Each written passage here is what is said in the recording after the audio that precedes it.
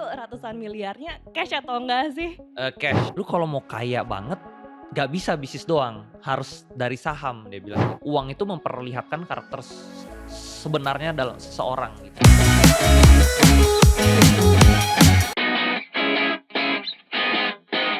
Hai, Cuanomics di sini. Apa kabarnya di sana? Kali ini aku nggak akan monolog sendiri karena sekarang sudah hadir bersama kita semua di sini ada Andri Hakim. Halo, thank you ya Hai. udah diundang sini ya. Thank you udah datang. Iya, ini pertama kali loh saya ke SCTV. Oh iya, Iya, yeay. Dan ngobrol-ngobrol langsung nih ya di siap Cuanomics. siap.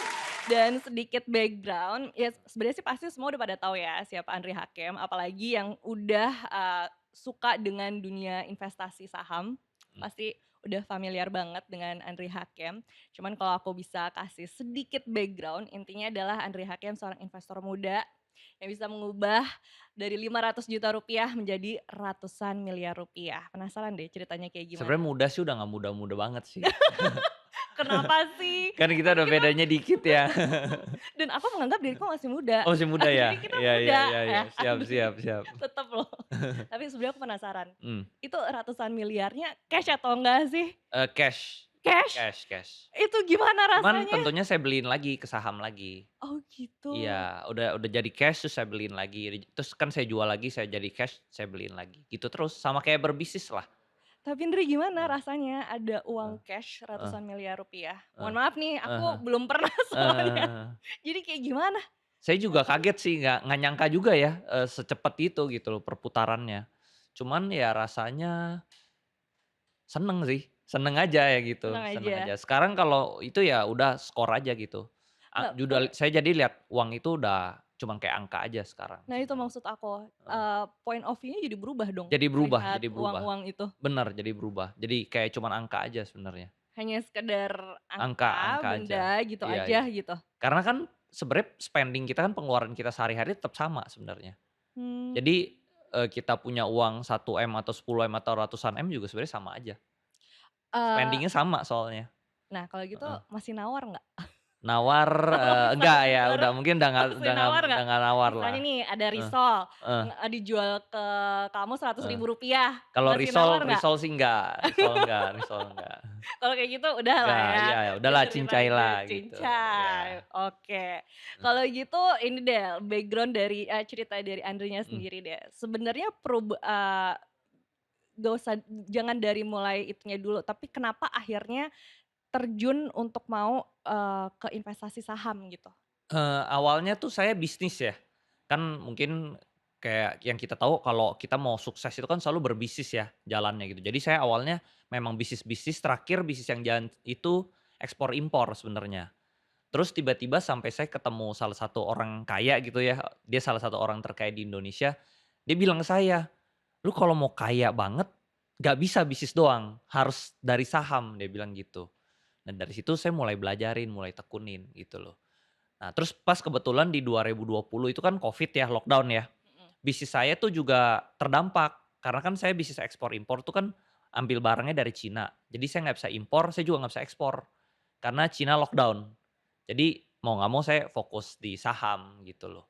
Ternyata hasilnya lumayan, seperti itu. Jadi dari 2020 fokus full time di saham, seperti itu. Oke, jadi, situasi pandemi turut menjadi faktor ya. Betul betul Tapi dari betul. secara internal, Heeh. ada motivasi lain nggak sih kenapa akhirnya Motivasinya investasi mungkin itu? itu kali ya, mau kaya kali ya motivasinya, kan simpel ya. Nggak Kayak usah yang kita rumit-rumit, semua mau kaya pengen kan, gitu. iya Nah iya. itulah kenapa kita mengundang Andri Hakim untuk tahu Betul gimana caranya betul bisa betul. kaya ini. Jadi sebenarnya saya nggak rumit-rumit sih, saya emang ya namanya kerja pengen dapat hasilnya yang maksimal lah, seperti itu.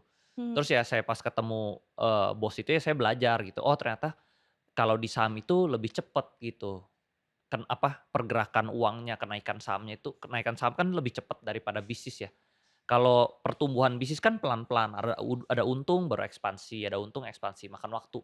Sedangkan saham itu dia bisa naiknya cepet gitu loh, bisa naiknya nggak ada limit. Jadi kita misalnya taruh uang, misalnya 100 juta, kalau sahamnya memang ketemu yang naik, dia bisa jadi 200 juta gitu. Lalu dari 200 itu bukan mulainya itu sedikit, 200 langsung ke 400. Karena dia double-nya itu compounding gitu loh, 200 ke 400, 400 ke 800, 800 ke 1,6 jadi cepet gitu. Berarti Indri kamu nggak sepakat dong dengan Heeh. istilah hemat pangkal kaya? Enggak terlalu sepakat, bener. Kayak enggak, untuk Enggak kaya enggak nggak kayak enggak, gitu ya? betul betul betul. Harus Justru harus justru harus berani beli-beli perusahaan-perusahaan yang bagus kalau saya, gitu. dengan investasi saham Dengan kayak gitu. investasi. Jadi investasi saham itu sebenarnya seperti kita jual beli perusahaan, Mmm, simpelnya. Jadi kita cari perusahaan yang murah, kita beli, lalu kalau dia harganya udah mahal, kita jual perusahaan ini. Simpelnya oke. seperti itu. Itu simpelnya, tapi kan Mhm untuk membeli, perusahaan itu atau mhm saham itu kan mhm. butuh modal. Butuh modal dan pengetahuan ya, perusahaan mana yang murah, seperti itu. Oke, dan kalau Mhm misalnya kita balik lagi ke ceritanya Andri mhm. tadi, modalnya Rp500.000.000. Sebenarnya modal saya awal tuh 1 M dari hasil bisnis, tapi 1 M ini rugi di saham, tinggal sisa 500 juta. Jadi saya Oh. mulainya itu dari 500 juta. Nah 500 juta itu saya gulung gulung gulung gulung gulung, jadi ratusan miliar. Nah Andri, ngomongin modalnya dulu deh, kita Mhm, mulai dari step awalnya kan, heeh karena kalau heeh, mau mulai usaha apa, investasi saham butuh modal. betul betul. Gimana ngumpulin modal sebanyak itu gitu? Kalau dari pengalaman saya ya, saya tuh misalnya dari 0 ke 100 juta itu saya kerja dulu. Saya kerja, karena kerja itu kan gajinya lebih fix dan lebih cepet ya. Kayak contohnya misalnya kita investasi nih, investasi itu kan soal uang ya. Kalau misalnya kita modalnya 10 juta, untung 100% kan 10 juta doang. Dan investasi untung 100% kan susah, gitu loh. Jadi mendingan, kerja lebih cepat kalau dari 10 juta ke 100 juta, Oke oke, jadi ini gitu. cara mengumpulkan, kekayaannya ya. Jadi Kekayaannya, kalau cara dari pengalaman mengumpulkan saya, oke, cara heeh, mengumpulkan kekayaannya dimulai dari kalau pengen, meraih 0 sampai 100 100, juta, betul, caranya adalah dengan kerja kerja. kerja. Lanjut 100 juta ke 100 juta ke 500 juta menurut saya sembari kita bisnis-bisnis sampingan lah, gitu. Sembari misalnya kita jadi misalnya ada orang jago fotografi, dia sembari dia kerja, sembari dia fotografi sampingan. Karena saya dulu juga bisnis sampingan saya tuh impor barang-barang dari Cina, gitu. oh, Saya impor macem-macem lah, ada mainan-mainan lah, masker, semua dulu saya impor-imporin, gitu. jadi yang lebih masuk Sedotan, akal yang aneh-aneh lah semua dulu saya impor, oh, jadi, gitu. untuk meraih 100 juta sampai 500 juta itu sebaiknya adalah berbisnis? Berbisnis sembari kita kerja, boleh sembari bisnis juga. Nah itu kekumpul biasanya 500 juta, pasti kekumpul dalam setahunan pasti kumpul, setahun 2 tahun pasti kekumpul, Oke, sekarang lima gitu. ratus juta ke 1 miliar, Nah itu udah gimana nih? harus mulai investasi Oh. mulai investasi. Karena begitu kita masuk, kalau kita bisa dapat saham yang kita tahu nih setahun ini saham perusahaan ini bisa naik 2 kali lipat, itu cepet, 500 jadi 1 M langsung.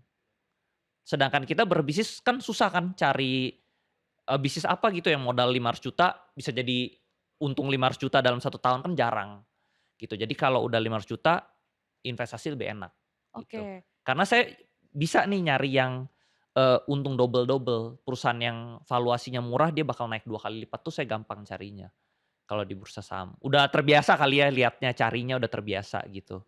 Baik, dari 1 miliar ke ratusan miliar itu, Sama, tetap investasi, jadi jawabannya adalah ke investasi itu. investasi, betul. Untuk dapat triliunan rupiah gimana?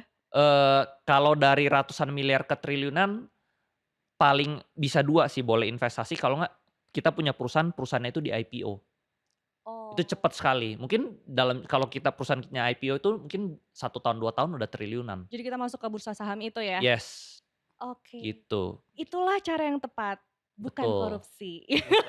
Bukan, Jadi untuk betul. dapetin miliaran rupiah atau Heeh, ratusan atau triliunan rupiah, mhm. gitu Ya, caranya. itu dari pengalaman saya ya, mungkin setiap orang kan ceritanya beda-beda ya.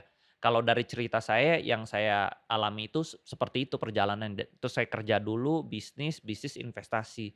Investasi ya sekarang jadi lumayan lah, seperti itu. Berarti, Andri juga menyarankan bahwa kita nggak perlu yang ujuk-ujuk harus investasi, kerja aja dulu untuk ngumpulin Yes, modalnya. betul betul. Jadi, setiap karir orang itu ada tahap-tahap levelnya kalau menurut saya. Dari yang saya belajar di buku Rich Dad Poor Dad itu kan dia tahap satu itu kita jadi employee. Tahap kedua itu kita jadi, self business gitu, jadi bisnis sendiri tapi kayak kita yang masih harus kerjain. Tahap ketiga itu, kita bikin bisnis tapi udah otomatis jalan sendiri, gitu loh. Nah tahap keempatnya itu jadi investor, Hmm, gitu. emang dengan mengikuti step by step itu, memberikan pengaruh apa sih ketika kita mulai terjun Investasi ya, investasi saham dapat ini? pengalaman gitu. Jadi kalau misalnya orang yang langsung lompat jadi investor gitu ya, dia biasa nggak ada pengalaman, pengalaman kerjanya gitu. Karena kan yang kita invest itu kan juga bisnis ya. Bisnis itu tuh, pengalaman kita tuh berpengaruh gitu loh. Contohnya yang paling simpel itu sabar. Kayak contohnya misalnya bisnis itu biasa lebih sabar. Karena contohnya misalnya saya bisnis restoran nih, kan saya bikin bisnis itu kan nggak mungkin saya bikin hari ini besok udah langsung kaya gitu loh. Perlu prosesnya 6 bulan, setahun, baru tahun depan itu baru mulai menghasilkan uang. Nah sama investasi juga seperti itu. Kita beli perusahaannya sekarang itu kita harus tunggu sabar 6 bulan atau 12 baru kelihatan nih hasilnya, perusahaannya jadi apa gitu loh. Hmm. Nah kebanyakan orang yang langsung mau invest itu mau beli perusahaannya sekarang, besok langsung kaya gitu. Nah, jadi itu hal yang basic dari sabar aja kita belajar dari kerja kan gitu loh. Kayak Oke. kerja kan, kita kerja nih hari ini kan baru dibayar akhir bulan.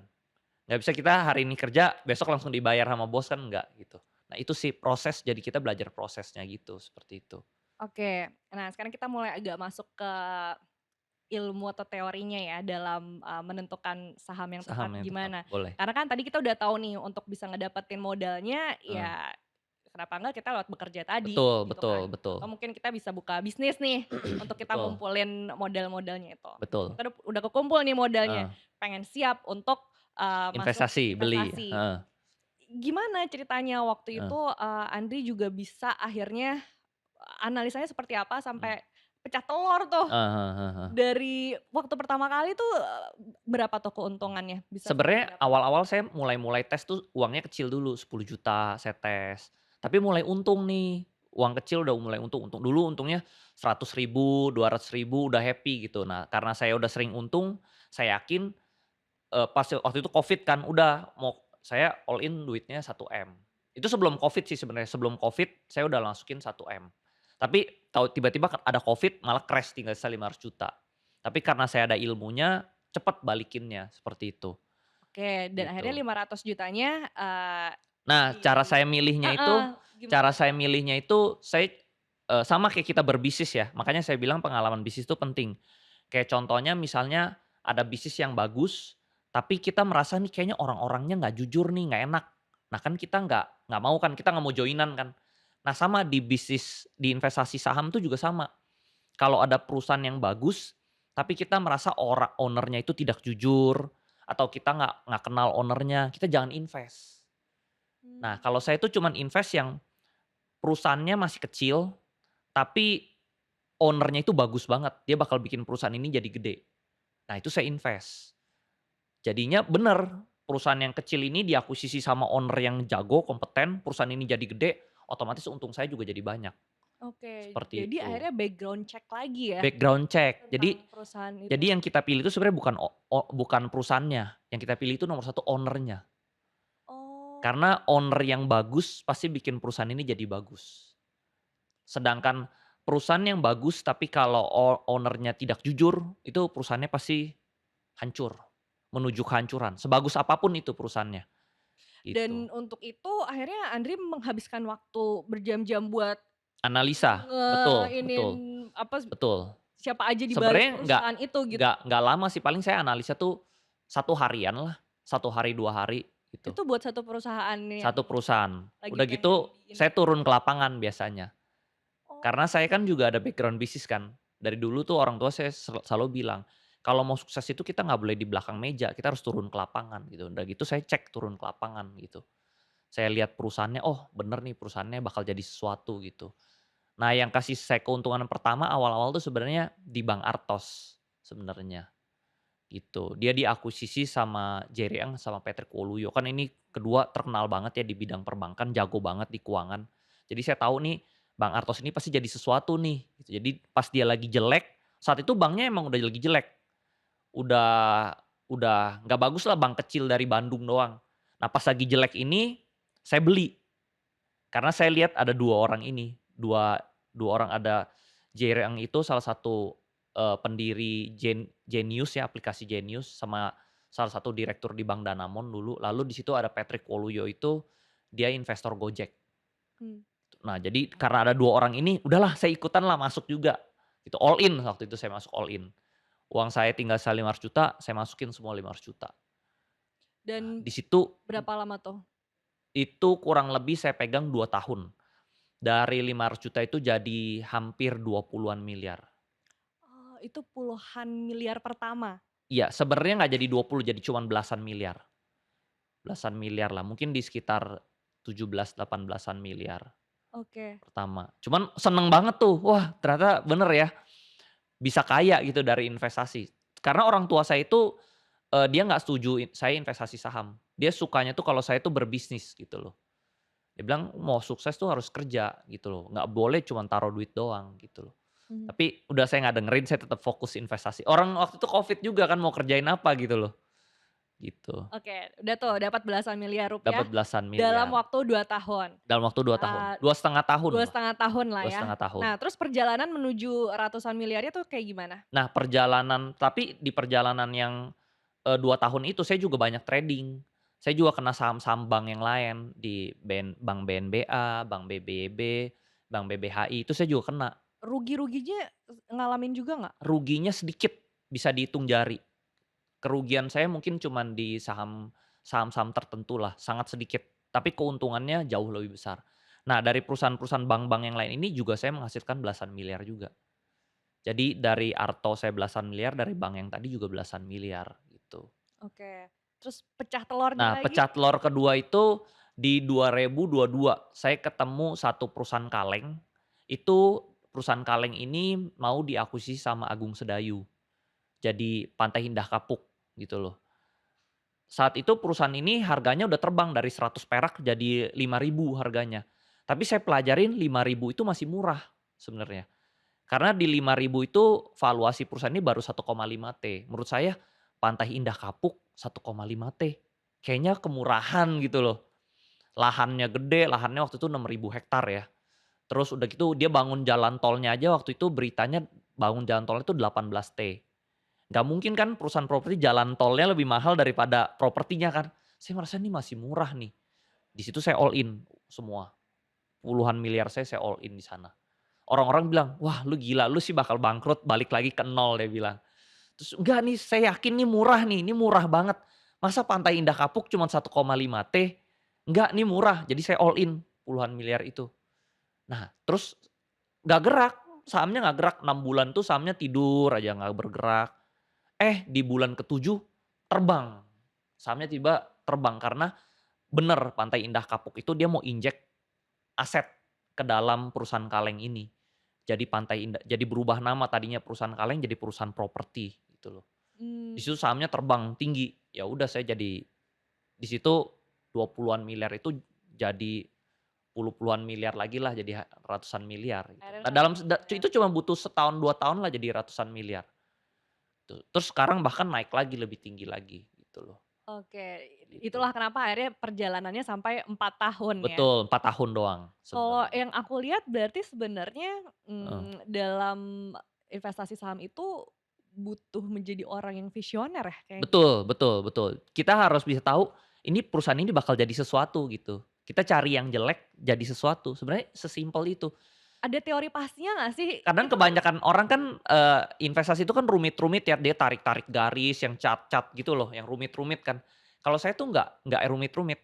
Saya cuman cari perusahaan yang masih kecil, kira-kira dia bakal jadi gede. Jadi uang saya tuh jadi double berapa kali gitu loh. Jadi tugas saya tuh cuman dobelin uang sebenarnya. nah, tapi kan yang tricky adalah Heeh. menentukan itu kan. Betul, Itu menentukan tuh itu. kayak kesannya kita harus meramal nih, ini Meramal, iya, akan, betul bisa betul. jadi gede nggak? Nah, itu ada teori pastinya nggak sih? Kata yang tepat tadi tuh bener, harus visioner. Jadi saya waktu itu udah, melihat itu minimal valuasi Pantai Indah Kapuk itu harusnya 100 T wajarnya. Sedangkan satu cuma 1,5 T, berarti saya masih bisa untung, hampir ya 80 kali lipat gitu loh. Jadi dari situ udah saya all in Oke, gitu. nah, yang menjadi pertanyaanku juga Mhm adalah, ya itu tadi, mhm apa apa aja yang diperhatikan mhm. untuk tahu bahwa ini Ini bakal akan jadi gede ya? jadi gede gitu? Apakah Ada. Aku jadi mikirnya Heeh. apakah emang Andri punya sixth sense aja gitu, jadi tahu yang ini pasti Heeh. gede nih gitu. Heeh heeh. Tapi pasti ada teorinya Ada kan, teorinya ada ada teorinya. pola yang Betul akhirnya betul. dipelajarin gitu sama Betul kamu. betul. Bisa dibocorin nggak nih ke kita? Sebenarnya ngelihat valuasi sebuah perusahaan publik itu ada beberapa kategori sih. Mungkin yang nomor satu itu, PE ya, price earning ratio. Itu sebenarnya dilihat kalau kita beli perusahaan ini tuh balik modalnya berapa lama, itu PE. Kedua itu ada yang namanya BV, BV itu namanya book value. Book value itu, eee, nilai wajar perusahaan ini harganya berapa. Biasa kalau misalnya di bawah satu itu artinya murah, kalau di atas satu artinya mahal. Sebenarnya indikatornya simple-simple. Nah, lalu yang ketiga yang saya paling sering lihat tuh sebenarnya di market cap. Market cap itu, perusahaan ini saat ini wajarnya di harga berapa gitu loh. Nah, contohnya kayak tadi di Pantai Indah Kapuk itu, pas saya beli itu di 1,5 T. Perusahaan ini harga harga perusahaan ini tuh 1,5 T. Nah, saya merasa ini salah nih harganya nih.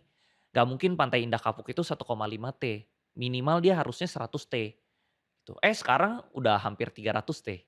Mmm. Perusahaannya. Jadi ya saya untung besar dari Pantai Indah Kapuk itu. Nah lalu along the way ya tentu orang-orang kan ngehujat ya. Pas awal-awal saya bilang Pantai Indah Kapuk pas harga 1,5 T saya dihujat. "Ah nih Andri nggak bisa analisa nih. Ya ini mah bodoh lah, nih otak kecoa." Saya dikata-kata dihujat-hujat lah di forum lah gitu loh. "Ini nggak bisa lah. Mana ada perusahaan properti semua tidur kok, nggak ada yang bangun kok. Semuanya sahamnya turun," gitu loh. Cuman saya nggak dengerin, saya tetap beli. Nah terus sekarang pas harganya sekarang udah tinggi, orang-orang bilang, "Ini Andri Hakim pasti insider, makanya dia bisa dibeli." Jadi serba salah gitu, nggak pernah bisa bener gitu ya. Aja dapat bulian ya? Iya, nggak pernah bener. Beli di bawah dibilang bodoh, udah harganya sekarang mahal dibilang insider gitu, jadi nggak bisa salah gitu, nggak bisa bener gitu. Heeh heeh heeh. Tapi kalau saya tetap fokus aja ke diri sendiri gitu. Saya nggak peduli orang ngomong apa. Eee, insting berperan penting nggak sih? Berperan, betul. Kayak contohnya kalau misalnya kita udah sering bisnis, kita jadi punya sense gitu, bisnis apa yang bagus gitu. Mmm. Jadi makanya kalau ditanya pengalaman bisnis, pengalaman kerja itu berpengaruh nggak? Sangat berpengaruh. Jadi kita Oh. udah ngerti nih perusahaan yang bagus tuh seperti ini, orang-orangnya seperti ini, manajemennya yang seperti ini gitu. Itulah kenapa tadi Andri bilangnya adalah harus step by step ya. Karena Betul, untuk ngebangun si pengalaman. dan pengalaman itu kan Yes biar jadi yes. semakin kuat gitu Betul dalam betul menentukan betul pilihan-pilihannya. betul. Oh gitu. Mhm. Eee, berbicara tentang kerugian deh, Heeh, tadi kan udah pengalaman-pengalaman yes yes. yang, Yang untung lah, bagusnya yang lah, bagus yang lah, untung. betul. Pengalaman buruknya deh, kita perdalam lagi soal tadi kerugian sempat 500 juta juga Yes ya. yes. Hilang setengah 50% ya. Apa kesalahan yang bisa kita pelajarin dari situ? Kesalahannya sebenarnya paling utama itu di psikologis diri kita sendiri. Biasanya tuh kita FOMO, kita tuh fear of missing out gitu loh. Kalau ada saham yang naik, kita ikut-ikutan beli. Nah itu salah sebenarnya. Kita tuh nggak boleh ikut-ikutan beli karena saham ini naik. Kita tuh beli melihat valuasi dia. Kalau valuasi dia masih murah kita beli. Jangan belinya tuh karena naik. Justru pas turun itu kita beli. Bukan pas naik kita beli gitu loh. Nah kerugian saya itu awal mungkin di bank di ini ya, di Goto, di Gojek, Tokopedia, itu mungkin cut loss terbesar saya ya. Saya mungkin nggak nyampe 1 hari saya rugi 1 miliar. Wow. Saya masuknya 10 miliar waktu itu, terus tiba-tiba karena ada berita dia mau dibeli sama TikTok. Ternyata sahamnya malah crash. Di situ saya buru-buru cut loss. Jadi saya kerugian bersihnya 1 miliar. Tapi saya masih bisa menyelamatkan 9M gitu loh. Tapi kalau saya nggak cut di hari itu, mungkin sisa uang saya tinggal sisa 2M, kerugiannya 8M mungkin. Tapi untungnya saya cut gitu loh. Nah, berani cut itu dari pengalaman bisnis juga. Jadi dulu kan saya udah jalanin banyak bisnis. Menurut saya bisnis kalau udah nggak bagus, misalnya saat tahun ini bisnisnya bagus, tapi tahun depan bisnisnya nggak bagus, itu saatnya kita harus cut, kita harus buang, kita harus jual bisnis itu. Nah karena saya udah ada pengalaman itu jadi saya, oh kalau memang udah saatnya jelek memang kita harus buang, kita buang gitu loh. Jadi bisnis itu nggak boleh takut rugi. Nah di saham itu penting mental seperti itu. Kita mau untung nggak boleh takut rugi. Kebanyakan orang tuh kalah karena dia cuma mau untungnya, dia nggak mau rugi. Begitu sahamnya turun dia nggak berani cut. Padahal dia tahu nih, ini perusahaannya udah nggak bisa diselamatkan lagi, udah jelek banget gitu. Mmm. Dia tetap pegang terus akhirnya ruginya banyak. Nah kalau saya, oh saya udah salah nih, saya cut gitu. Nah kedua saya pernah beli saham Bukalapak, itu juga rugi. Mmm, Itu rugi nggak nyampe 1 hari itu 500 juta saya cut. Itu saya belinya kalau nggak salah modalnya 1,5 M, tinggal sisa 1 M, 500 jutanya rugi, gitu. Tapi kalau saya nggak cut di hari itu, mungkin uang saya tinggal sisa 200 juta kali sekarang. oke. Ruginya lebih banyak lagi gitu. Nah, keberanian untuk cut itu berarti sesuatu hal yang emang harus, Kita punya sebagai dipelajari diri investor. sendiri juga ya? Betul betul Nggak bisa tuh, Andri betul. bikin teorinya bahwa Iya lo kayak kalau gini-gini harus cut gitu, ya iya paling iya. cuman ngasih warning-nya doang Yes ya? yes yes. Tapi Kebanyakan eksekusi orang juga tuh, harus ada. dia begitu rugi, terus misalnya dia udah tahu nih kayak perusahaannya nggak bagus, tapi dia nggak mau rugi, dia tetap pegang terus. Akhirnya ruginya makin dalam makin dalam makin dalam makin dalam makin dalam gitu loh. Mmm, Jadi kita harus ada analisa bisnis kalau misalnya, oh perusahaan ini udah nggak bisa diselamatkan, kita harus jual. Rugi berapapun yang penting jual gitu loh. Sama lah kayak kita berbisnis nih, misalnya kita punya inventory ya, inventory kita apa, harganya turun terus nih, misalnya kita beli mainan, tapi harga mainan ini turun terus. Udahlah kita cuci gudang aja, jual murah nggak apa-apa, yang penting masih balik lah uangnya sedikit gitu loh. Memang kita harus berani rugi di berbisnis. Nah di investasi juga harus berani rugi, iya sih, harus gitu. ngelawan ego kita juga ya? Yes, kebanyakan orang tuh denial. Dia Iya, kayak udah rugi, dia bilang, "Enggak nih, kayaknya nanti dia bisa balik naik lagi." Tapi malah turun lebih dalam lebih dalam lebih dalam. itu Nah, ya. jadi harus punya insting bisnisnya, kalau memang bisnisnya masih bagus, turun ya dia pasti naik. Tapi beberapa bisnis itu udah nggak bisa diselamatkan ya dia turun terus, seperti itu, Mmm, kayak oke berarti gitu. yang bisa kita pelajari adalah, jangan FOMO. Yes, Nah, jangan FOMO tuh berarti kita juga jangan nggak boleh ikut-ikut ikut-ikutan orang, misalnya nih, Andri untung nggak boleh nih iya dapat jangan ini, ikut-ikutan saya, jangan jangan. nggak bisa gitu? Kalau bisa jangan, gitu. Jadi harus pelajarin, kita harus ngerti apa yang kita beli. Kalau kita ngerti apa yang kita beli, sahamnya turun pun kita tenang gitu hatinya. Oh entar juga naik lagi kan kita tahu, asetnya besar, perusahaan ini masih murah, jadi dia pasti naik lagi gitu. Nah kalau kita ikut-ikutan kan kita panik, "Aduh kok malah turun ya?" Gitu loh. Wah kayak psikologis ikut termainkan Betul ya betul kalau main betul saham betul gini ya betul betul ternyata. betul betul. Oh, Sama kayak kita berbisnis lah sebenarnya. Jadi investasi saham itu sama seperti kita bisnis. mmm, Sama seperti misalnya, ada teman kita yang berbisnis, kita invest di perusahaan dia, sebenarnya saham itu sebenarnya. Cuman rata-rata kan teman kita kan private. Kalau, di investasi saham itu perusahaannya publik, bedanya cuman di situ doang, gitu. Kalau kita invest ke teman private, kalau di publik ya kita invest kan kayak perusahaan BCA, ya itu publik dia, seperti oke. itu. Cuman Eee, di perbedaan itu doang sebenarnya. berarti kalau emang kita mau jadi full time investor ya kita harus siap juga secara mental, nggak Betul boleh malesnya itu adalah betul karena kita harus banyak riset dan nganalisa betul. itu kan. Menilai perusahaan ini murah, bagus dan murah. Jadi kita fokusnya cari bagus dan murah, itu doang. Sebenarnya sesimpel itu, Dan menurut Andri heeh. insting kayak gitu bisa dibangun? Bisa. Itu bukan bakat ya berarti menurut Andri tuh? Bakat itu memang, ada ya, ada play role juga sih bener. Cuman hard work itu bisa ngalahin bakat. Kerja keras itu bisa ngalahin bakat. Mmm, Jadi misalnya orang berbakat nih cari perusahaan bagus, tapi dia males riset gitu, males research. Ya sama ada orang yang kerja keras, dia research terus berhari-hari, pasti dia lebih dapat, emang untuk gitu. nentuin satu keputusan berapa lama sih biasanya Andri waktu Saya yang cepet sih, saya cepet ya. dicurahkan gitu? Saya misalnya hari ini cek-cek ketemu nih bagus, besok saya udah beli. Harus Oh, cepet mengambilan keputusan cepet tuh penting, gitu. aku pikir tuh analisanya juga sampai harus selama itu gitu, Enggak, enggak juga ya? setelah kita beli besok kita pelajarin lagi lebih dalam. Jadi sembari jalan sembari sembari minum air gitu loh, sembari nyelam sembari sembari minum air gitu. Kita pelajarin kalau misalnya kita lihat ada yang kayak red flag, udah kita jual. Tapi selama ini positif terus, ya udah kita beli terus, kita kita tahan terus gitu. Oke, Mhm, karena kan gini ya kan, untuk yang saham yang, dimainkan investasi saham ini kan emang mhm, butuh waktu nggak lama ya, ada lama jangka lama lama waktunya juga gitu kan, lama, betul, jangka waktu yang lama. mmm, Nah itu gimana nih tipsnya di saat kita mungkin juga punya kebutuhan hidup heeh sehari-hari juga heeh gitu, sementara uang kita ngendep di heeh. situ, gimana? Tapi kalau saya pikir ya, misalnya saat itu saya punya uang 500 juta ya, kalau 500 juta ini saya dengerin orang tua saya pakai buat berbisnis. Sekarang bisnis apa 500 juta dalam 5 tahun, 4 tahun bisa jadi ratusan miliar. pasti nggak ada kan. Jadi menurut saya saham itu memang kelihatannya lama, tapi itu udah paling cepat menurut saya.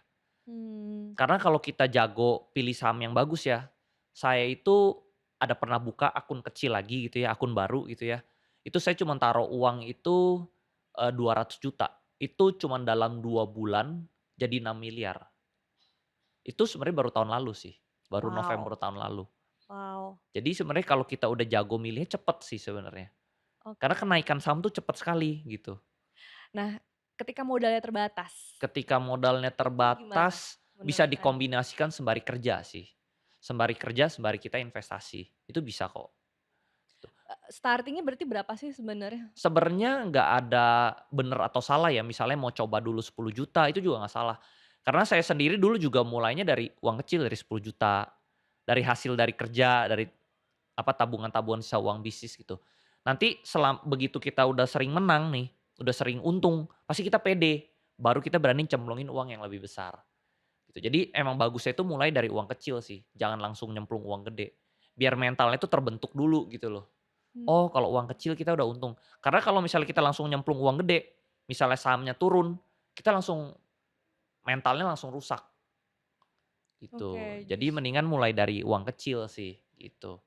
berarti, justru nggak masalah gitu ya, nggak Nggak perlu harus masalah. ngikutin Andri Nggak mulai dari harus. Rp500 juta dan Nggak satu harus miliar nggak nggak harus. perlu. Awalnya saya juga mulai dari 10 juta udah pede baru masuk gede, bener bener bener. Kita mulai dari yang kecil itu dulu. Kecil, betul. Tapi kayaknya emang, secara praktiknya kalau investasi saham ini jangan menggunakan uang yang Panas, panas jangan ya? jangan. Karena contoh misalnya kita beli suatu saham, kita merasa saham ini udah murah nih, perusahaan ini murah, tapi dia tuh belum tentu besok langsung naik. Bisa aja dia naiknya tuh bulan depan, atau 2 bulan lagi, atau 3 bulan lagi dia naik. Kita tahu nih perusahaan ini bagus, one day dia akan naik. Tapi naiknya kapan kita nggak tahu. Nah makanya harus pakai uang dingin gitu loh. Bener Kalau pakai uang panas kan kita beli nih, padahal yang kita analisanya udah bener nih, yang kita beli udah bagus nih. Tapi karena kita, aduh akhir bulan kita mau pakai nih buat uang anak sekolah misalnya, akhirnya kita jualnya rugi, itu karena perusahaannya lagi turun dulu. Padahal 2 bulan berikutnya dia naik 100% atau 200% gitu. Tapi karena uangnya panas, jadinya kita rugi, oke, itu ya gitu. guys ya. Jadi harus Berarti kan, uang dingin. kita ada, spare uang lah ya, Yes, yang uang kita dingin. Uang yang nggak simpen dipakai gitu. lah gitu loh. Jadi kalau turun pun kita tetap tenang, tidurnya tetap pules gitu loh. Betul, karena tadi, ini kan jangka waktunya panjang ya untuk bisa Yes, dapetin betul hasilnya. Tadi betul. aja Andri ngedapetinnya apa, 2 tahun ya baru bisa Yes, 2 tahun puluhan baru miliar itu 2 puluhan miliar, tahun, betul betul gitu. betul. 4 tahun, baru tuh bisa dapat Jadi nggak ratusan ada yang miliar instan rupiah. ya, nggak ada Iya yang ya, instan, betul. bahkan untuk investasi aja sebenarnya nggak Nggak instan instan, gitu. cuman orang lihat, "Oh cepet banget." Iya, cuman di saat itu saya merasa lama juga gitu loh. Berbulan-bulan nggak naik-naik. Dulu pas saya beli Arto itu, saya beli di bulan, November November 2019 ya. Itu nggak naik tuh November, Desember, Januari, Februari, Maret, April, dia naiknya baru bulan April. Jadi 6 bulan baru naik, tapi sekali naik itu 100%. Mmm, Tapi seandainya saya duit panas nih, saya di bulan kedua saya udah jual, ya nggak ada. nggak akan untung Yes. ujung-ujungnya gitu. Jadi, kita cuman tahu perusahaan ini bagus, suatu hari naik, naiknya kapan kita nggak tahu, gitu. Oke, Tergantung market, tergantung situasi market lah, bener-bener gitu. baik. Jadi kalau buat pemula, Mhm. nominalnya tadi 10 juta, Se 1 juta sesuai boleh boleh. Coba dulu, latih-latih dulu, nanti pasti feeling-nya dapet, gitu loh. dengan tujuan adalah, membangun Mental, mental dulu betul betul. sebenarnya ya? Karena sebenarnya menang kalah itu yang utama itu sebenarnya mental, bukan soal uang. Jadi selalu saya ajarin kalau di kelas gitu ya, materi itu sebenarnya nomor terakhir. Nomor satu itu sebenarnya mental dulu. Oh justru untuk investasi saham itu Mental dulu. utamamu mental ya? Mental bisnis, mindset bisnis itu nomor satu. Uang itu terakhir. Karena kalau kalau kita berinvestasi saham gitu ya, di akun kita itu dikasih, trading limit. Trading limit itu kayak uang pinjaman dari sekuritas. Jadi kalau kita misalnya kita taruh uang 10 juta aja, kita bisa spending beli saham itu sampai 50 juta juga bisa. Mmm, Karena ada pinjaman gitu. Jadi sekuritas itu kan seperti bank ya. yes. Jadi dia bisa jadi uang itu kita bisa dapat dari mana-mana gitu loh.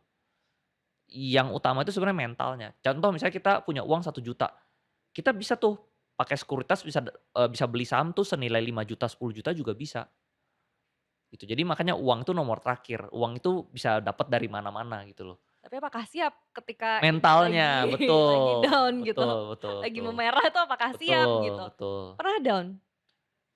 Down, pernah ya tentunya, aduh sahamnya turun, tapi saya tahu nih, ini pasti naik lagi. Karena yang saya beli itu perusahaan-perusahaan bagus. Kalau dia turun tapi perusahaannya menurut saya nggak bagus, saya pasti cut, Tapi ini ya, Andri sangat gitu. percaya diri ya dengan apapun yang Bener, di saya pede, saya nggak ambil dengerin orang ngomong apa gitu loh. apapun yang dia dibeli tuh, itu Betul, udah pede banget pede, gitu. karena itu dari pengalaman juga. Dulu saya pernah dengerin temen ya, saya beli satu perusahaan bagus, temen saya bilang, "Wah lu udah untung 50%, udah jual aja jual aja jual." Akhirnya saya jual. Dari situ saya menyesal, ternyata dia naik 300%. FOMO. Oh iya, Ya pokoknya dengerin orang, ketakutan lah iya ngedengerin kedengeran orang. orang. Jadi udah saya nggak mau dengerin orang lagi. Kalau menurut saya bagus itu ya udah saya beli, menurut saya jelek saya cut, gitu loh. Tapi setidaknya semuanya itu berdasarkan keputusan saya sendiri gitu. Jadi saya nggak nyalahin orang-orang, saya seneng lah, saya jadi puas gitu. Oke, Kalau salah pun yang salah kan saya gitu loh, rugi pun yang salah saya gitu. berarti untuk nge-cut itu juga, ada polanya ya Ada yang polanya, ada money management-nya gitu. Dan itu balik lagi dari kitanya juga harus bisa menganalisanya, Betul belajar betul dari pengalaman juga, betul kayak gitu. betul Itulah betul. kenapa, lebih memilih untuk step by step. Step by step, betul. Kalau cut itu ada polanya. Contoh misalnya saham itu kalau bisa, kalau misalnya perusahaan ini udah jelek ya, dia nggak boleh turun lebih dari 10%, itu udah kita harus cut. Karena begitu penurunan lebih dari 10%, dia tuh jadi double dari compounding. Contohnya tuh seperti ini, misalnya kita punya uang 1 M ya, turun 50% itu kan jadi 500 juta. 500 juta mau jadi 1 M itu harus untung 100% loh, seperti itu. Padahal ruginya 50%, tapi buat balikin keuntungan itu harus 100%. Nah, jadi makanya bahayanya itu kalau orang nggak berani cut di 10%. Makanya saya 10% tuh batas cut loss saya, Oke, untuk mengamankan uang, gitu. jadi itu Karena begitu begitu lebih dari 10% dia double tuh compounding, gitu. Ini angka sih, permainan angka memang, yes yes. Jadi gitu. memang akhirnya itulah kenapa Andri melihat uang-uang ini sebagai Angka angka, aja, betul betul. karena Jadi saya dari disiplin bermain banget, ini jadinya uang saya tuh lebih banyak nambahnya yang kurangnya sedikit gitu, lebih cepat nambahnya. Karena saya disiplin banget gitu. Bener-bener nggak boleh pakai perasaan lah, kalau emang udah nggak ini, udah bener-bener harus kita cut, oke. seperti itu. Nih kalau misalnya ada yang bilang, "Ah iya kan tadi kan Andri beberapa kali dibully ya, Ya, dibilangnya malah, insider lah, nggak insider bisa analisa lah, lah nggak bisa gitu kan. analisa." Belinya perusahaan-perusahaan mahal gitu, Pernah nggak pasti bilang, sering. "Udahlah, Andri mah ada Heeh, privilege lah," heeh. gitu. Oh sering, Menurut sering Andri sering sering sering. privilege itu memberikan peran yang juga sangat Heeh. penting nggak sih dalam Sebenarnya, kesuksesan? privilege saya itu sebenarnya, eee, orang tua saya itu kasih saya pendidikan aja sih, privilege saya cuman itu. Tapi orang tua saya itu nggak pernah kasih saya modal dalam bentuk uang, nggak pernah. Jadi 500 juta itu modal yang Sendiri, yang saya dikumpulin kumpulin dari sendiri? bisnis gitu loh. Bahkan saya berbisnis tuh orang tua saya nggak pernah kasih modal. Jadi dulu pas saya lulus kuliah gitu ya, saya pernah minta modal sama orang tua. Bukan dapat uang malah dapat maki gitu, diomelin 3 jam. "Bisnis itu bukan pakai modal, pakai otak," dia bilang. "Dulu papa juga lulusan SD, tapi bisa punya perusahaan gimana? Emang pakai modal? Emang kakek lu mau modalin? Enggak, dari otak," dia bilang. Jadi saya nggak dikasih modal. Jadi saya berjuang juga dari bawah tuh, Oke gitu. oke. Jadi saya benar-benar mulai dari nol juga sebenarnya. Terus bahkan saya mulai dari minus, ngutang. Bisnis pertama saya itu bisnis alat berat. Saya beli alat beratnya itu saya ngutang sama, financing, gitu. Jaminannya alat berat ini sendiri. Jadi orang-orang modal mungkin mulai dari nol, saya mulai dari minus, gitu. Mmm, Tapi ya namanya kita kerja pasti ada hasil kan. Kalau nggak ada hasil, begitu kayak contohnya alat beratnya awal-awal untung, begitu mulai rugi saya cut, saya jual alat beratnya. Lanjut lagi yang berikutnya. Udah ada untung, ya misalnya udah mulai rugi saya jual gitu. Ya dari situ akhirnya terakhir saya di bisnis ekspor impor lumayan bisa untung miliaran gitu, baru oke. masuk saham, Baik, jadi emang, event bisnis pun ya itu juga ada step by step. buka tutup itu Betul betul juga gitu betul betul. ya, sampai akhirnya ya udah nih berarti Betul, sekarang udah full time investor kah? full time investor, bener-bener full time. Karena gulungan saya udah lebih besar dari saya mau kerja apapun gitu. Contoh misalnya kalau kita udah punya uang ratusan miliar ya, anggap aja 100 miliar gitu ya. 100 miliar itu kalau misalnya kita untung 10% aja, nggak usah banyak-banyak 10%, itu 10 miliar. Mmm, Dan untung 10% itu bisa saham itu bisa sebulan itu untung 10% tuh gampang, gitu loh, mudah. Kalau saham Indonesia ya, mungkin kalau saham kayak Amerika mungkin sulit ya. Kalau saham Indonesia kalau kita bisa pilihnya, itu yang sebulan itu untung 10% tuh ada setiap bulan gitu, oke. ada. Jadi 100 miliar ya udah untung 10. Sekarang saya tanya, bisnis apa yang untungnya 10 miliar sebulan gitu, nggak ada gitu loh. Yes. Susah lah, susah. Apalagi kan kalau kita bisnis kan, kita harus memperhatikan daya beli masyarakat. Kadang kayak contohnya misalnya saya udah beli nih, produknya bagus. Saya anggaplah saya beli iPhone gitu ya. Tapi daya beli masyarakat lemah, dia nggak bisa beli iPhone saya. Jadi saya sangat bergantung sama daya beli masyarakat. Sedangkan di bursa saham, saya udah bisa analisa gitu, saham-saham mana yang, rame, dia lagi bullish, itu saya bisa untung 10% Oke. gitu. Titik, eee, titiknya tuh sampai mana sih ketika misalnya ada seorang pekerja, dia Heeh, juga sampai sambil berinvestasi saham, mhm. dan akhirnya udah deh pindah jadi, full time investor. Nah, Itu sampai di titik apa sih untuk bisa ke titik sana ya. heeh, sana? Sebenarnya kalau uangnya udah 500 juta sampai 1 M itu udah bisa mulai jadi investor sebenarnya. Karena saya sendiri begitu uang saya udah belasan miliar gitu ya, saya udah males bisnis, males kerja gitu loh. Mmm, Karena gulungan dari sini itu udah gede banget. Nah, kalau saya kan 500 juta jadi ratusan miliar kan. Temen saya itu juga ada yang ngikutin saya ya, dia itu dari 300 jutaan, sekarang uangnya juga udah puluhan miliar, udah naik Ferrari juga. Gitu wow. loh, ada. Terus juga saya ada ibu-ibu ya, dia baru belajar saham sama saya tahun lalu, itu mulainya juga 200 jutaan, sekarang uangnya udah 4 miliar. Ada juga ya anak kuliahan gitu ya, dia uangnya modalnya 10 juta, sekarang uangnya per hari ini udah 1 miliaran lebih, 1,2 miliar. Jadi sebenarnya yang kaya banyak banget sih. Ada juga ya dia pebisnis, mulainya uangnya 12 miliar, sekarang udah jadi 50 miliar, padahal baru mulai tahun lalu. Untuk investasi Untuk investasi saham saham, ini? jadi yang sukses banyak juga. Tapi kalau tanya, yang nggak berhasil ada nggak? Ya ada juga tentunya. Sama lah kayak kita sekolah gitu ya. Di satu kelas kita ada yang sukses, ada juga yang nggak sukses gitu loh. Sama juga gitu. Bener bener Balik ke diri masing-masing sih, bener seperti bener itu. bener, dan ya itulah kenapa kan kita sharing cerita Iya betul, nih, biar cerita. bisa mungkin menginspirasi juga kan Betul orang-orang lain betul di betul luar betul. sana gitu, pengen tahu gimana sih, tips bisa suksesnya gitu Betul betul untuk di betul investasi betul. saham ini, yang di mana kan tadi udah dikasih tahu juga untuk Heeh. modal, kita bisa kumpulin dengan tadi beberapa Macem-macem, cara betul. macam-macam, terus udah gitu kita juga harus, jangan malas, Yes, melakukan analisa lah, analisa. betul betul. Analisa, tadi salah satu poin pentingnya adalah kita background Mhm. check owner-nya nih ya, Betul perusahaan betul itu. betul betul. Kalau Ter kita nggak kenal, kita jangan invest, jangan beli. Kan ada pepatah, nggak kenal maka nggak sayang, gitu. oh Jadi gitu. kalau kita dicari-cari nih owner-nya nggak jelas nih, udah skip. Walaupun mungkin, nama perusahaannya tuh lagi Terkenal, booming, booming nggak, saya banget skip. gitu. Nggak kenal nggak sayang pokoknya skip. Saya cuman yang saya kenal doang. Yang saya tahu lah, rekam jejak owner-nya ini kredibilitasnya tinggi, gitu. Dia jujur, berintegritas, seperti Itu itu. penting banget ya, Penting banget penting owner banget. Owner tuh dari penting banget. perusahaan ini. Oke, Sama lah menarik. kayak kita klub bola gitu ya, semuanya sama pemainnya ada 11 orang, tapi kok ada yang jago, ada yang biasa aja. Nah itu kan orang tuh, sebela tim bola kan terdiri dari 11 orang. Nah 11 orang ini kalau jago ada Ronaldo, ada Messi, kan peluang dia juara lebih tinggi dibanding pemain-pemain yang biasa.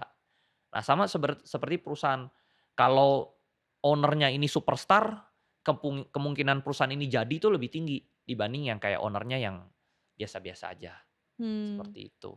ada lagi nggak Rekam sih? jejak, Oke, seperti itu. rekam jejak ya. Mmm, Apalagi nih kira-kira, yang mungkin ada poin penting lainnya yang bisa jadi bahan pertimbangan juga nih, kalau misalnya dalam menentukan, saham pembelian yang saham bagus ya. itu? Sebenarnya, itu aja sih yang penting, nomor satu owner ya. Nomor kedua itu, eee, kita bisa beli perusahaan ini di harga yang murah. Biasa perusahaan ini lagi jelek tapi dibeli sama orang yang jago, pasti ini sebentar naik gitu loh. Contoh misalnya ini cuma contoh aja ya, misalnya ada perusahaan jelek, tiba-tiba diakuisisi sama Anthony Salim. Kan dia udah ada rekam jejaknya di Indofood, di mana-mana. Ya kita udah pasti tahu nih, ini kurang lebih 90% perusahaan ini pasti jadi sukses, 90%. Kerugian dia gagal tuh 10% doang, karena Anthony Salim kan udah ada timnya, udah ada orang-orang jagonya, udah ada manajemennya, pasti ini jadi. Jadi sih udah kita buru-buru ikut beli, itu pasti jadi.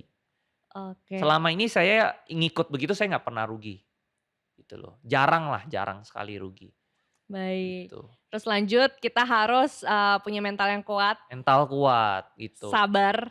Mental mental kuat ini seperti kita berbisnis, contoh misalnya kita bisnis restoran gitu ya, hari ini rame, kan bisa aja besok sepi, lusa lagi, sepi lagi, tapi nanti, bulan depan rame. Nah, bisnis itu kan naik turun ya, saham juga sama sebenarnya.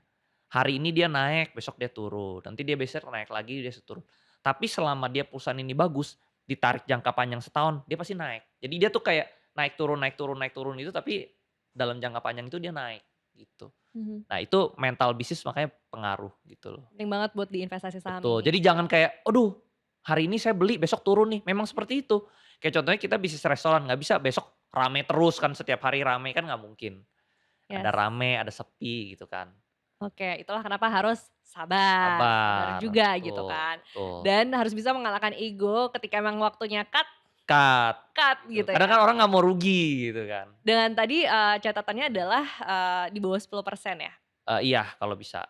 Kalau bisa jangan lewat dari 10%. Jangan lewat dari 10% 10%. justru ya? Karena dia mulai compounding, mulai double gitu loh, mulai Oke. double. Dan abis itu apalagi tuh berarti poin penting lainnya? Apakah Udah sih udah sebenarnya, udah sebenarnya simple nggak memang. simpel juga sih sebenarnya, cuman Jadi sebenarnya memang itu adalah teorinya teorinya seperti itu gitu. teorinya bener-bener logika banget gitu sebenarnya. Cuman orang-orang itu yang suka bikin ini rumit. Dia bikin grafik-grafik, tarik garis begini, ini udah trennya turun artinya begini begini, itu saya nggak pakai ilmu-ilmu gitu sebenarnya. Saya cuman ilmu ini ilmu bisnis sebenarnya. Jadi saya untung besar itu pakai ilmu bisnis bukan pakai ilmu, tarik-tarik garis, analisa-analisa gitu, enggak. Technical Oke. analysis tuh enggak, gitu loh. Terus berarti udah merasa cukup nggak sih, Ndri, dengan ini Cukup sih semua? saya cukup banget ya. Cukup sih cukup, cuman, saya tuh pengen ngalahin saya yang tahun lalu aja gitu loh. Jadi kayak contohnya pengusaha nih ya, kayak misalnya, BCA lah ya, dia sebenarnya BCA itu dia pendapatan kayak seperti tahun lalu juga udah bagus banget. Nah, goal BCA itu dia mengalahkan pendapatan tahun lalu. Jadi contohnya misalnya sekarang nasabahnya misalnya 1 juta orang, tahun ini harus 1 juta dua 200.000 gitu, 1,2 juta gitu. Tahun depan naik apa, orang yang pakai buka akun jadi 1,4 juta gitu. Jadi saya sekarang cuman itu aja sih, mengalahkan skor tahun lalu aja gitu loh. Tapi uang-uangnya sudah tidak berpengaruh ke kehidupan sehari-hari gitu loh. Gaya hidup? Nggak terlalu berubah sih, paling saya spending mahal paling cuman di mobil gitu aja. Mmm, Sisanya udah makan mah tetep aja, makan warteg tetep makan warteg gitu, seperti biasa. nggak ngaruh juga Nggak ya? ngaruh nggak ngaruh. Mobil mungkin juga karena hobi ya? Hobi, karena Atau hobi, saya hobi. ingin menjadi sebuah simbol kesuksesan? Iya, saya merasa itu kayak trofi lah, trofi. Kan kalau misalnya kita lomba lari kan dapatnya piala gitu, kalau misalnya kita di bisnis, pialanya apa nih? Menurut saya pialanya tuh mobil, Kalau gitu. istilah anak sekarang tuh Nah. self reward. Iya, self reward, betul. Kan, Ya? takutnya jangan juga ya, saya juga lihat banyak investor ya yang duitnya udah ratusan miliar, tapi dia nggak bisa nikmatin hidup gitu loh. Mmm, Tetap pelit gitu, tetap ini, kalau menurut saya ya self self reward boleh lah gitu, selama masih wajar-wajar gitu. dan ya masing-masing orang beda-beda gitu Beda-beda self kan self reward-nya ya, reward-nya. iya. Mungkin emang anti adalah Mobil, mobil betul. Jadi gitu. saya juga semangat juga kan, gitu loh. Ada reward-nya gitu. Seperti itu sih memang. Wow, kayaknya panjang juga ya. Panjang ya?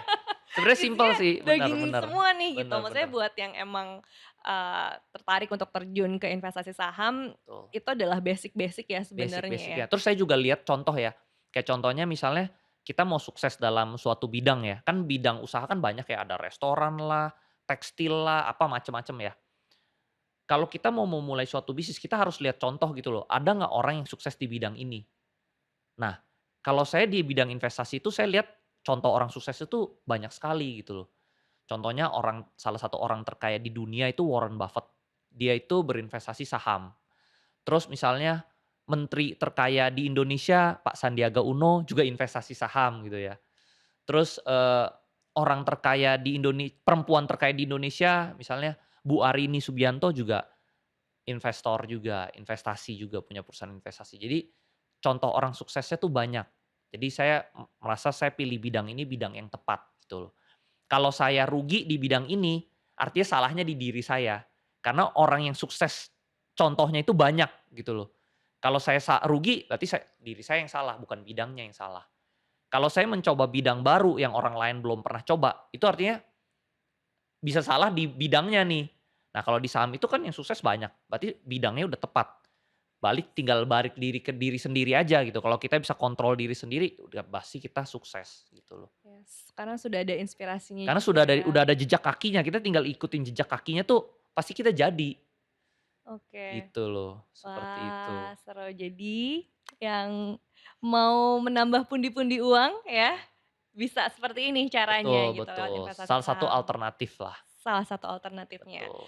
Terakhir Mmm, mungkin, apa ya, kayak closing statement, closing pesan gitu statement ya, ya, heeh, buat yang, ingin mencoba investasi mmm, saham, kira-kira pesannya apa? Dan bagaimana nantinya, menyikapi uang-uang yang diterima tuh mmm, gimana gitu biar nggak kan karena mental penting banget ya. heeh Pertama kalau misalnya gagal, kita heeh, juga harus tetap kuat, betul kalau betul, dapat uang sampai miliaran rupiah mmm. juga gimana kita Jangan tetap lupa nggak diri ya, heeh, jangan nggak lupa kehilangan daratan, diri betul kita betul, gitu. betul betul. Apa nih pesannya kalau dari Andri? Kalau pesan untuk kunci kesuksesan di berinvestasi itu sebenarnya 3 ya, modal, skill, waktu sebenarnya. Yang modal itu yang paling terakhir, yang utama itu skill, yang kedua itu waktu, waktu itu sabar sebenarnya. Jadi udah ada skill-nya, kita bisa pilih perusahaan yang bagus, kita beli, kita sabar sampai dia jadi bagus perusahaannya. Itu pasti nanti uangnya bertumbuh sendiri. Karena kalau yang uang itu terakhir kenapa? Karena uang itu bisa pinjam dari mana-mana. Termasuk sekuritas itu juga meminjamkan kita uang gitu. Jadi uang itu yang terakhir. Kalau kita bisa pilih sahamnya, awal-awal sebenarnya saya juga sering pakai pinjaman uang dari sekuritas soalnya. Mmm, Gitu, jadi gulungannya juga cepat gitu. oke. Paling itu aja sih kombinasi dari modal, skill, waktu ini sih, Dan, gitu. dalam menyikapi uang itu sendiri gimana biar kita Eee, tidak kehilangan diri kita, tidak lupa diri gitu? sebenarnya sebenarnya kalau saya merasa uang itu tidak merubah seseorang sebenarnya. Uang itu cuman memperlihatkan wujud asli kita sebenarnya, Wow. gitu. Jadi kalau misalnya orang ini awalnya misalnya dia belum punya uang ya, tapi dia baik nih. Begitu dia ada uang, dia bakal lebih baik lagi. Dia bakal bantu lebih banyak orang lagi. Karena memang sudah karakter dari awalnya dia bagus, baik gitu loh. Tapi kalau orang yang karakternya buruk gitu ya, dia pas uangnya belum ada, mungkin dia belum bisa tunjukkan karena dia nggak ada uangnya. Begitu dia ada uangnya, dia baru keluar karakter jeleknya baru keluar gitu. Jadi sebenarnya uang itu memperlihatkan karakter sebenarnya dalam seseorang gitu loh.